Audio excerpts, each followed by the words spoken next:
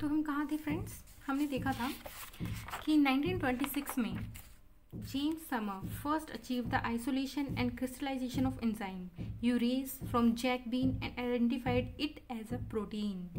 तो समनर ने पहली बार अचीव किया था आइसोलेशन और क्रिस्टलाइजेशन एंजाइम की सबसे पहले यूरेज की हुई थी और इसको एक्सट्रैक्ट किससे किया था? जैक बीन से, और आइडेंटिफाई किया था इट एज अ प्रोटीन। देखिए फ्रेंड्स, मैं बुक से पढ़ा रही हूँ और मैं आशा करती हूँ कि आप लोगों के पास भी ये बुक होगी सत्यनारायण की।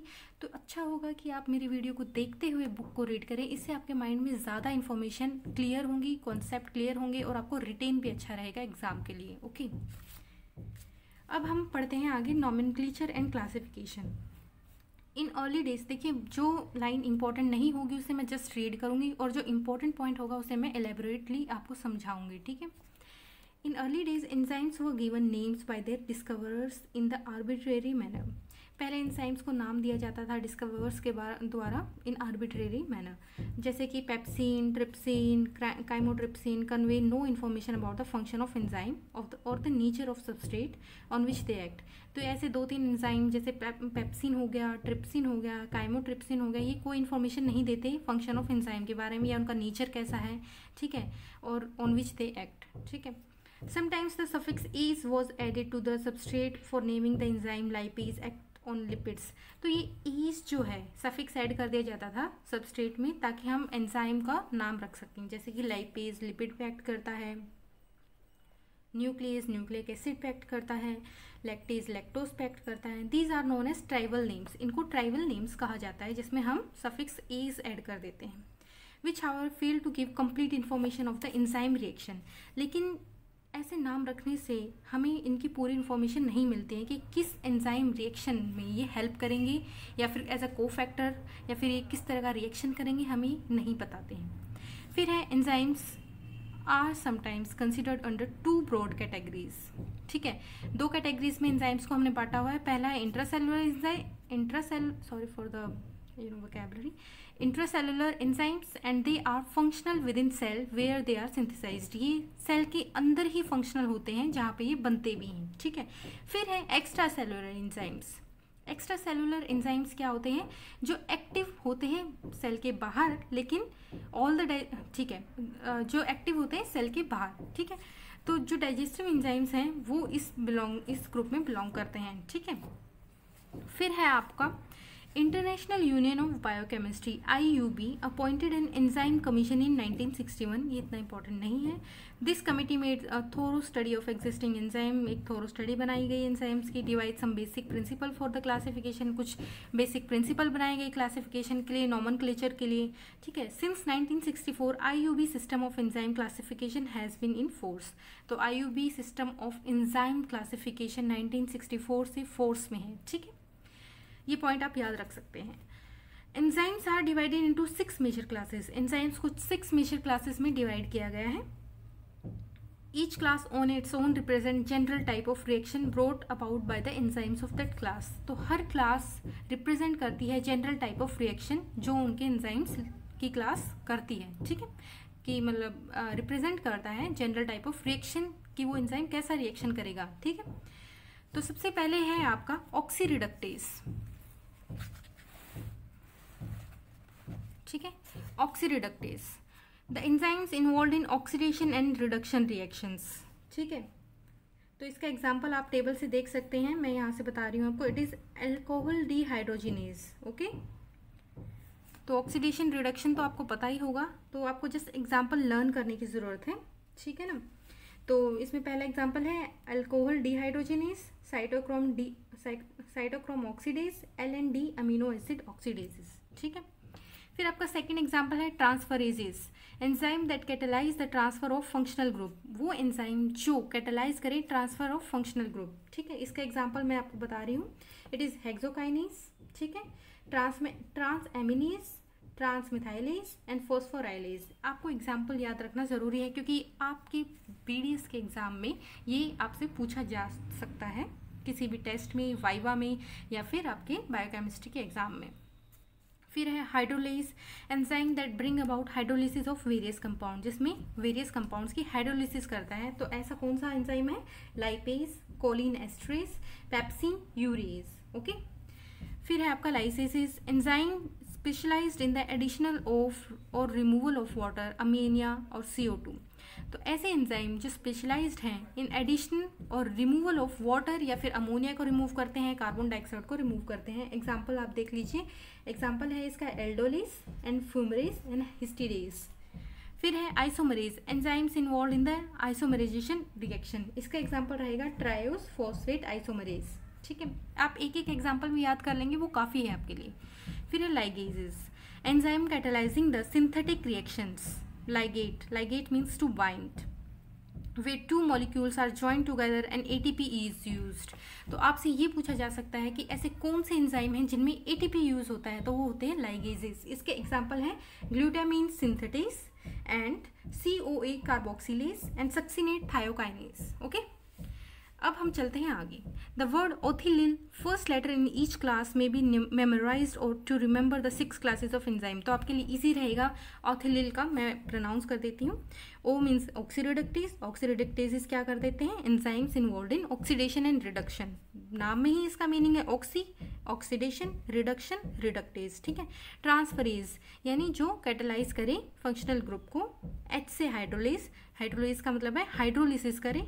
लाइसेस मतलब रिमूव करे पानी को, अमोनिया को या कार्बन डाइऑक्साइड को। आइसोमरेज वो एंजाइम जो इन्वॉल्व होते हैं आइसोमराइजेशन रिएक्शन में। फिर है लाइगेज, आपको बताया मैंने, इसमें ATP यूज होता है, और ये लाइगेट का मतलब होता है बाइंड होना। ठीक है, ये सिंथेटिक रिएक्शंस में कैटेलाइजेशन करता है। अब हम स्टार्ट करते हैं chemical nature and properties of enzymes. ठीक है, तो हम शुरू करते हैं यहाँ से। I think it is not visible. Chemical nature and properties of enzyme. देखिए ये चैप्टर काफ़ी बड़ा चैप्टर है, और इसमें ये जो हम स्टार्टिंग में पढ़ रहे हैं जस्ट इंट्रो पार्ट है। ठीक है, अंदर इसके जो आगे से जो रिएक्शन है, फैक्टर्स अफेक्टिंग है, आइसो एंजाइम है, वो पॉइंट ज़्यादा इंपॉर्टेंट हैं, तो हम इन चीज़ों पे ज़्यादा एम्फेसाइज नहीं करेंगे। ठीक है, हम जस्ट इन्हें रीड करेंगे और जो इंपॉर्टेंट है उसे मार्क कर लेंगे। तो chemical nature and properties of enzyme. All enzymes are invariably proteins. ठीक है, ये तो मैं आपको पहले बता चुकी हूँ। In recent year however a few RNA molecule have shown to function as enzyme.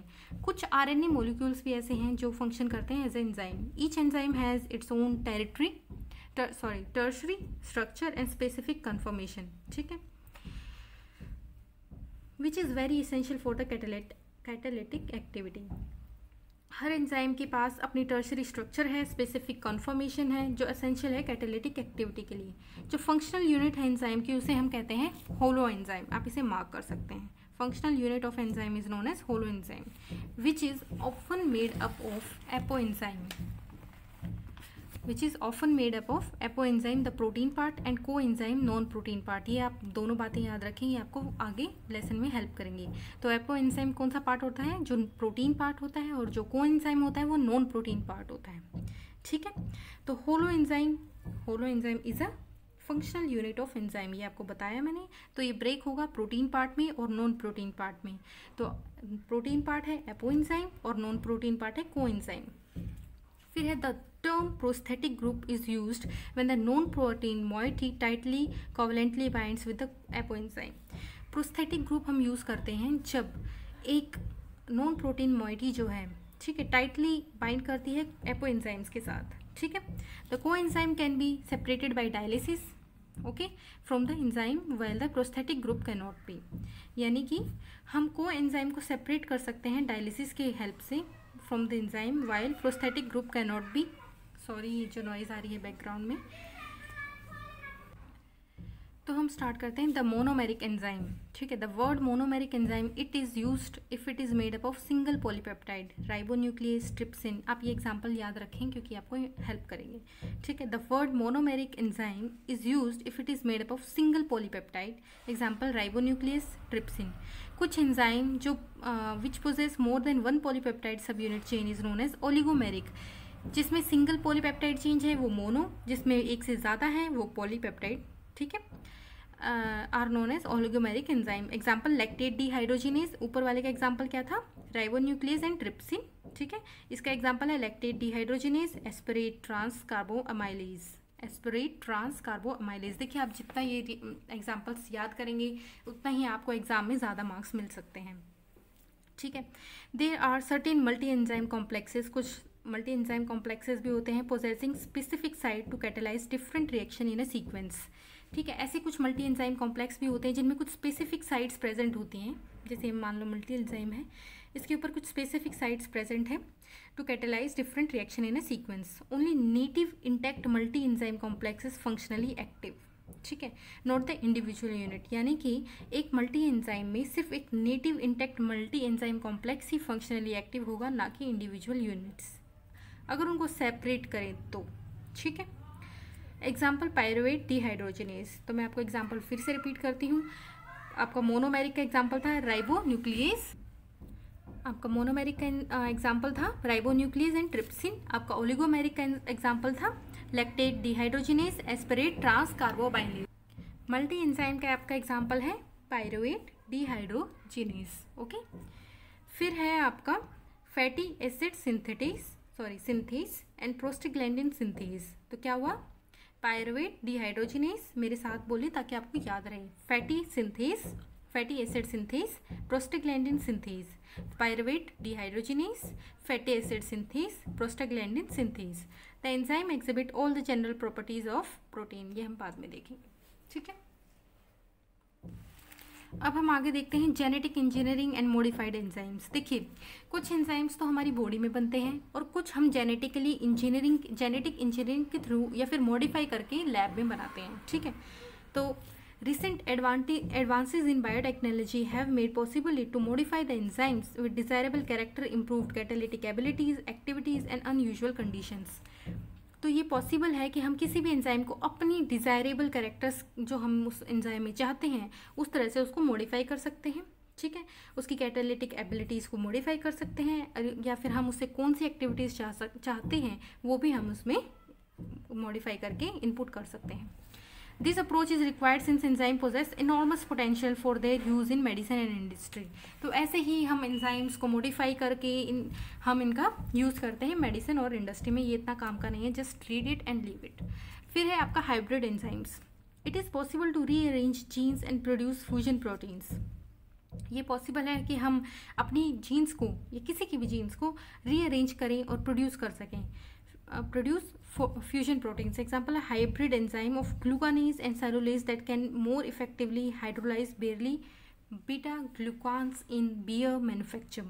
तो ये पॉसिबल है कि हम रीअरेंज कर सके जीन्स को और हम प्रोड्यूस कर सकते हैं fusion proteins. Example, hybrid enzyme of glucanase and cellulase जो मोर इफेक्टिवली हाइड्रोलाइज करता है बार्ले को, ब्यूटाग्लूकान्स को इन बियर मैन्युफैक्चर। ठीक है, देन है साइट डायरेक्टेड म्यूटाजेनेसिस।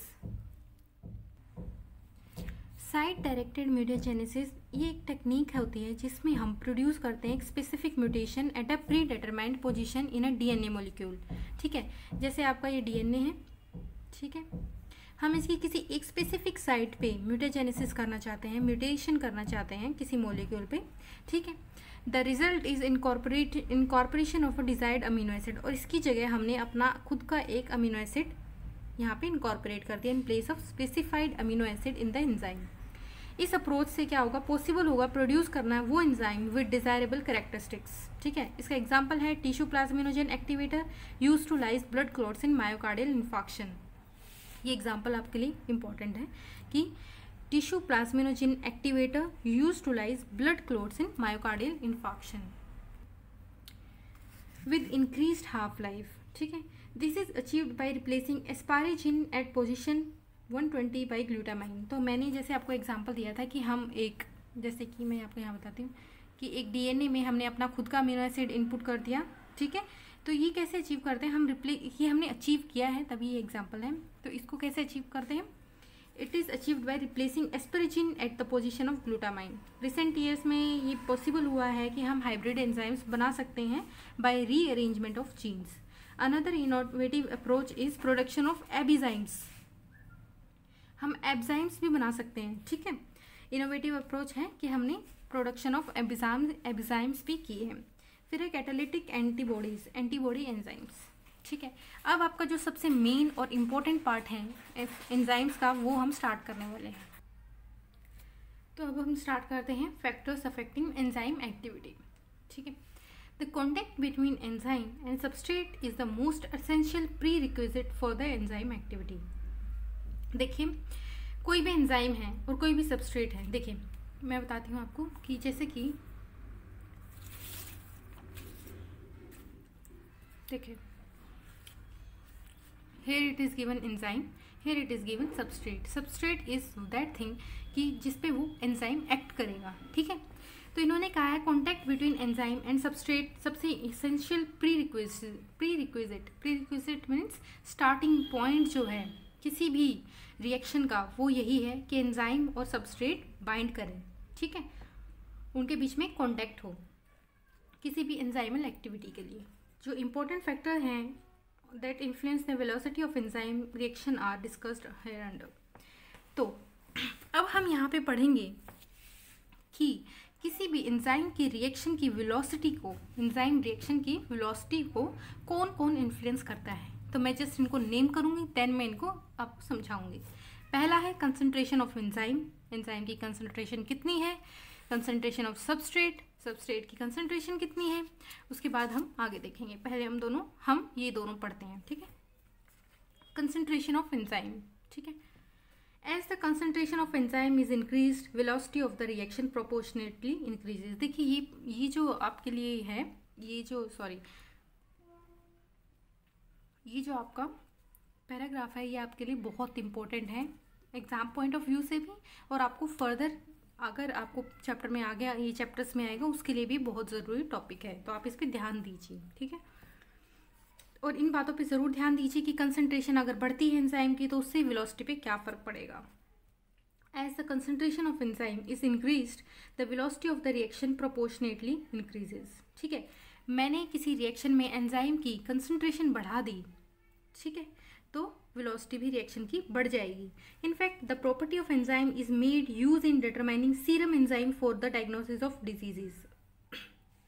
इस प्रॉपर्टी को एंजाइम की हम यूज करते हैं किस लिए, in determining the serum enzymes.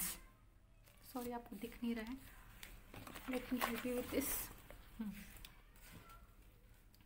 तो इसमें क्या है कि velocity of the reaction, sorry, in fact this property, ये एंजाइम की प्रॉपर्टी हम यूज करते हैं determining the serum enzymes is made use in determining, In fact, this property of enzyme is made use in determining the serum enzyme for the diagnosis of disease. By using a known volume of serum and keeping all other factors, substrate, pH, temperature at optimum level, enzyme could be assayed in the laboratory. ठीक है, हम enzyme की क्या कहते हैं, enzyme को use करते हैं, सीरम एंजाइम को डायग्नोसिस के लिए डिजीज़ की. जैसे ही हम वॉल्यूम ऑफ सीरम जैसे ही हम एक वॉल्यूम ऑफ सीरम, ठीक है, ऐड करेंगे और सारे बाकी के factor, substrate, pH, temperature optimum level पे रखेंगे, एंजाइम को हम एससी कर सकते हैं लेबोरेटरी में. ठीक,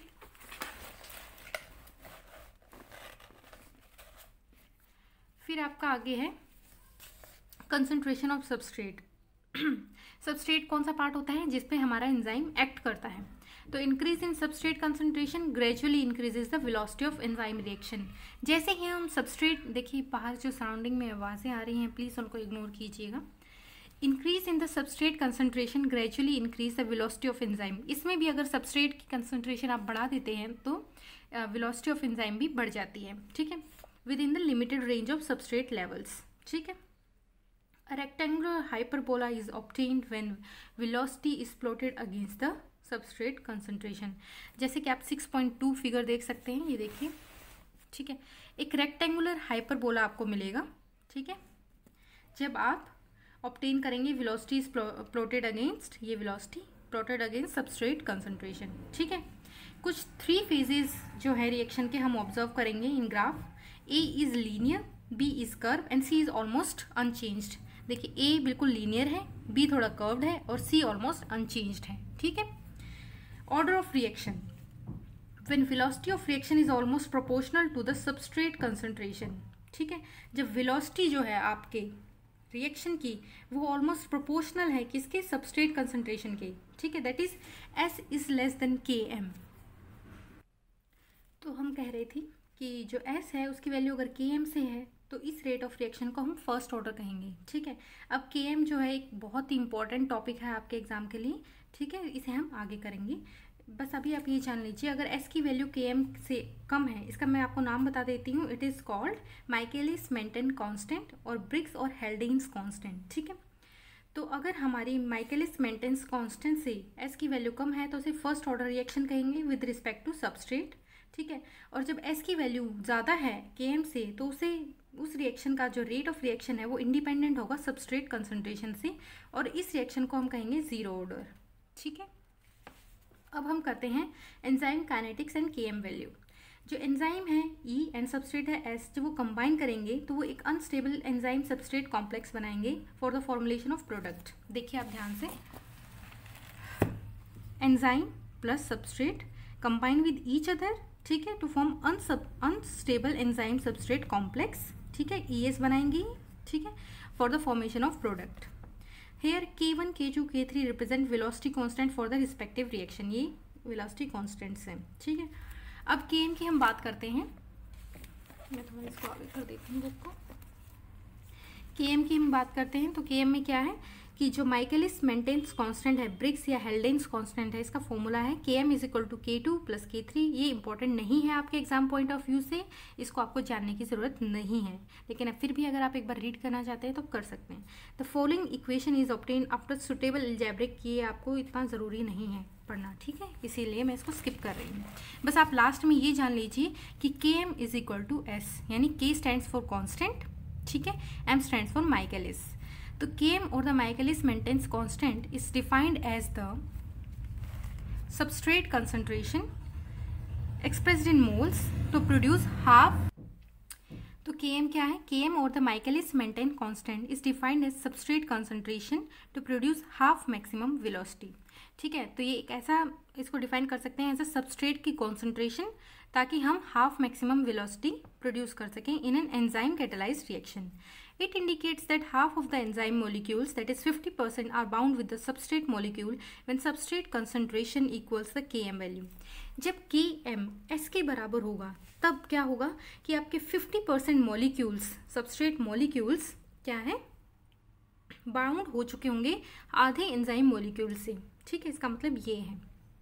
और जब इस टाइम जब आपके 50% molecules plus 50% substrate plus enzyme bound हो चुके होंगे एक साथ, तो क्या होगा कि ये आपका हाफ मैक्सिमम वेलोसिटी अचीव कर लेंगे. ठीक है, तो इसमें हम डिफाइन कर रहे हैं Km को. तो Km मैंने बता दिया है, जब आपके आधे मॉलिक्यूल्स एंजाइम के और आधे सबस्ट्रेट के बाउंड हो जाएंगे और जब substrate concentration is equal to the Km value. Km value क्या है, ये कांस्टेंट है और इसका कैरेक्टरिस्टिक फीचर क्या है, given enzyme comparable to thumb impression और signature. It is a representative for measuring the strength of ES complex. तो इसे हम Km को बेसिकली यूज करते हैं. ये कांस्टेंट है वैसे, और इसका कैरेक्टरिस्टिक फीचर क्या है, कंपेरेबल है थंब इंप्रेशन और सिग्नेचर से. ठीक है, ये एक रिप्रेजेंटेटिव है for measuring the strength of ES complex. ठीक है, अगर किसी की लो Km वैल्यू है तो वो इंडिकेट करेगा एक strong affinity between enzyme and substrate. ठीक है, वेयरएज अगर हाई Km वैल्यू है तो वो रिफ्लेक्ट करेगा weak affinity between them. For majority of enzymes, ज़्यादातर एंजाइम्स के लिए Km की वैल्यू जो रहती है वो रहती है 10⁻⁻⁵ to 10⁻⁻² मोल्स. ठीक है, it may be noted that Km is not dependent on concentration of enzymes. ठीक है, तो यानी अगर आपसे कोई पूछे क्या Km डिपेंडेंट है कंसंट्रेशन ऑफ एंजाइम्स में, तो इसका आंसर है नहीं. सॉरी, आपको नहीं दिख रहा था तो मैं आपको बताती हूँ. It may however be noted that Km is not dependent on concentration of enzymes. Okay, फिर है आपका Lineweaver Burk double reciprocal plot. ठीक है, ये आपके लिए बिल्कुल इंपॉर्टेंट नहीं है, लेकिन अगर आप इसको रीड करना चाहते हैं तो आप कर सकते हैं. ठीक है ना.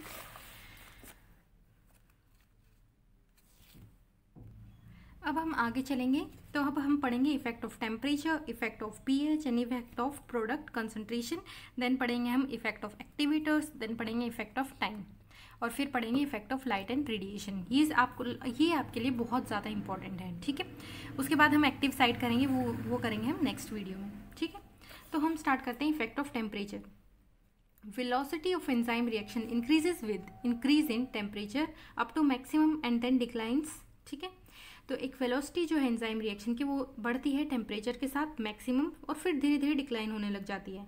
तो इसमें हमें कौन सा ग्राफ मिलेगा, हमें इसमें मिलेगा bell shaped curve which is usually observe. ठीक है, तो आप देख सकते हैं बेल शेप्ड कर्व आएगा इसमें, ये वाला। ठीक है, टेम्परेचर कोफिशिएंट और Q10 is defined as increase in enzyme velocity when the temperature is increased by 10 degree Celsius. जैसे ही आप 10 डिग्री सेल्सियस बढ़ाएंगे, जैसे कि मैंने एग्जाम के लिए खुद अपने एग्जाम के लिए भी लिखा था कि जैसे ही 10 डिग्री सेल्सियस बढ़ेगा वैसे ही एंजाइम की वेलोसिटी बढ़ेगी। Q10 is 2 between 0 degree Celsius, sorry for majority of enzymes Q10 is 2। ज़्यादातर एंजाइम के लिए Q की वैल्यू 2 आती है बिटवीन 0 से 40 डिग्री सेल्सियस के बीच में। अगर हम टेम्परेचर बढ़ाते हैं तो उसकी वजह से एक्टिवेशन एनर्जी बढ़ती है मोलिक्यूल्स की। ठीक है, और मोर मोलिक्यूल एंजाइम सबस्ट्रेट का कोलिजन होता है और इंटरेक्शन जो रिएक्शन के लिए बढ़ता है। तो अगर आपसे पूछे कि टेम्परेचर बढ़ाने पे क्यों एंजाइम की वेलोसिटी बढ़ती है, तो ऐसे वो इसलिए क्योंकि जैसे ही टेम्परेचर बढ़ेगा उसमें एक्टिवेशन एनर्जी बढ़ेगी मोलिक्यूल्स की, मोलिकुलर एंजाइम और सबस्ट्रेट का कोलिजन बढ़ेगा और इंटरेक्शन जो है interaction for the reaction to be proceed faster. जो ऑप्टिमम टेम्परेचर है for most of the enzymes is 40 degree to 45 degree. ठीक है,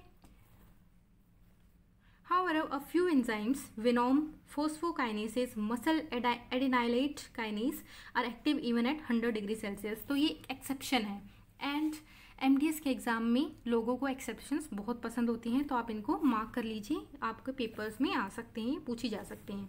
venom phosphokinases and muscle adenylate kinase are active even at 100 degree Celsius. कुछ plant enzyme भी हैं जैसे कि urease, जिसकी ऑप्टिमम एक्टिविटी 60 डिग्री पे हम नोट करते हैं। ठीक है, this may be due to very stable structure and conformation of the, और ऐसा क्यों है कि वो 100 डिग्री सेल्सियस पे भी एक्टिव है और ये 60 डिग्री सेल्सियस पे भी हम प्लांट एंजाइम्स की एक्टिविटी ऑप्टिमम एक्टिविटी होती है। ऐसा इसलिए है क्योंकि उनका स्ट्रक्चर जो है बहुत ज़्यादा स्टेबल है और कंफर्मेशन है उन एंजाइम्स में। ठीक है,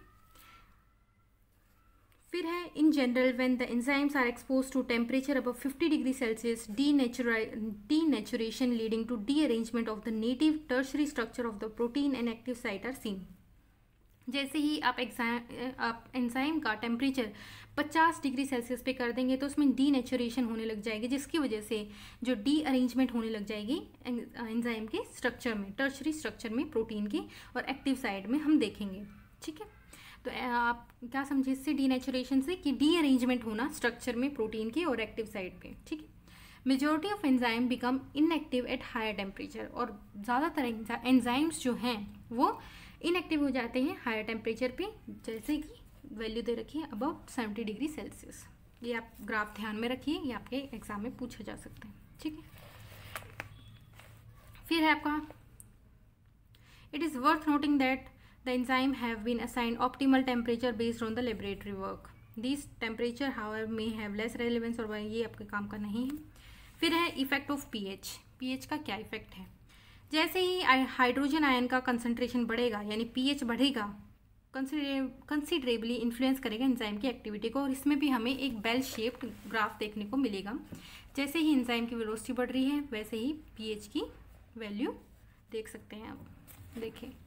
ठीक है, तो increase in hydrogen ion concentration influences the enzyme की एक्टिविटीज में देख रहे हैं आप। इसमें भी हमें एक बेल शेप्ड कर्व आएगा, normally obtained. Each enzyme has optimum pH at the velocity is maximum. जैसे ही ऑप्टिमम pH रीच हो जाएगा तो वेलोसिटी भी मैक्सिमम रीच हो जाएगी। ठीक है, below and above this pH the enzyme activity is much lower and extreme. ठीक है, और इसके देखिए ये कह रहा है कि below and above this pH, इस pH के अबव और बिलो। ठीक है, एंजाइम की activity at lower and extreme pH the enzyme become totally inactive. यहाँ पे देखिए इनएक्टिव है, यहाँ पे देखिए एक्सट्रीम पे भी इनएक्टिव है। ठीक है, फिर है ज़्यादातर एंजाइम जो है हायर ऑर्गेनिज्म के show optimum activity around neutral pH 6 to 8। ठीक है, आप ये देख सकते हैं। There are however many exception like pepsin, acid phosphatase, ठीक है, एल्कलाइन फॉस्फेटेज। ठीक है, तो आप ये एक्सेप्शंस याद रखिए बिकॉज ये एग्जाम के लिए इंपॉर्टेंट होती हैं। तो pepsin, acid phosphatase, alkaline phosphatase enzymes from fungi and plants are more active in, जो फंजाई और ये प्लांट से जो एंजाइम्स मिलते हैं ये ज़्यादा एक्टिव होते हैं एसिडिक में, ठीक है, 4 to 6। Hydrogen ion influence the enzyme activity, आपको दिख रहा है। Hydrogen ion influence the enzyme activity by altering the ionic charges on the amino acid. तो हाइड्रोजन आयन्स इन्फ्लुएंस करते हैं एंजाइम की एक्टिविटी को by altering the ionic charges on the amino acids, particularly at the active site substrate and ES complex, ठीक है। ठीक है friends, तो हम जो बाकी का बचा हुआ पार्ट है हम वो नेक्स्ट वीडियो में करेंगे। अगर आपको मेरी वीडियो अच्छी लगी तो please like, subscribe and share. Thank you so much. और अगर आपका कोई कमेंट है तो आप वो, और कोई क्वेश्चन है तो आप कमेंट बॉक्स में छोड़ सकते हैं।